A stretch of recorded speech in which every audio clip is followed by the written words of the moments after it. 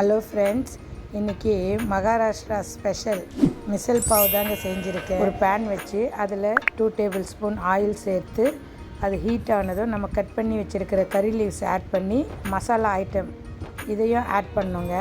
நம்ம கட் பண்ணி வச்சுக்கிற ஆனியனை ஆட் பண்ணுறேங்க. இது ஃபுல்லாக குக் ஆகக்கூடாதுங்க, ஆஃப் குக் ஆனால் போதும். டொமேட்டோவை ஆட் பண்ணுறேன்.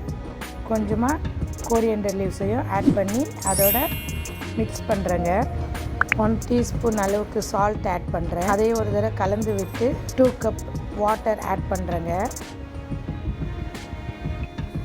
இது நல்லா பாயில் ஆகணும் கொஞ்சம். இதில் ஒரு சிலர் பச்சைப்பயிறு ஆட் பண்ணுவாங்க, நான் அதை ஆட் பண்ணலைங்க.